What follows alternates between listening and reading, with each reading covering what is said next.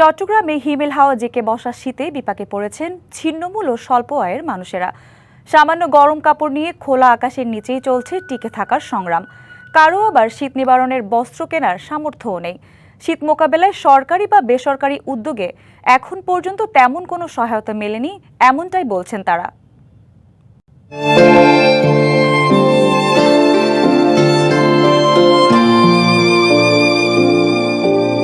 কয়েকদিন ধরে যে শৈত্যপ্রবাহ বয়ে যাচ্ছে তার ধাক্কা লেগেছে বন্দরনগরী চট্টগ্রামেও। প্রকৃতিতে শীত সবার জন্য সমানভাবে এলেও দুর্ভোগে পড়তে হয় সমাজের পিছিয়ে পড়া মানুষদের। নগরের বিভিন্ন জায়গায় পথশিশু ও ছিন্নমূল বাসিন্দারা শীতের সঙ্গে লড়াই করছেন খোলা আকাশের নিচে। কেউ কেউ চটের বস্তা কিংবা পুরনো কম্বল গায়ে জড়িয়ে শীত নিবারণের চেষ্টা করছেন। অন্য বারের তুলনায় এবছর শীত অনেক বেশি। শরীর কাঁপতেছে, কার মধ্যে কোনো কিছু নাই। যার টাকা নাই তার পৃথিবীতে কিচ্ছু নাই, কাকে কেউ জিজ্ঞাসাও করে না। হিরন আরও মিনারেল ওয়াটার মাত্র 50 পয়সায় প্রতি লিটার।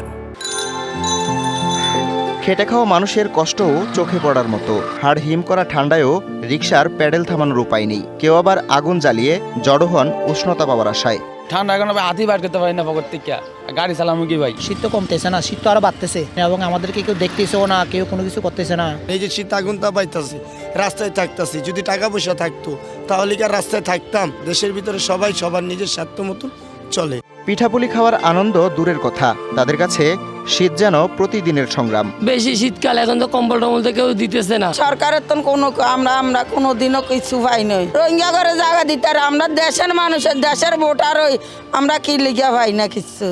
শীতের দুর্ভোগ কমাতে উদ্যোগী হবে সরকার, পাশাপাশি সহায়তার হাত বাড়িয়ে দেবেন বিত্তশালীরা, এমনটাই প্রত্যাশা ছিন্নমূল ও স্বল্প আয়ের মানুষের।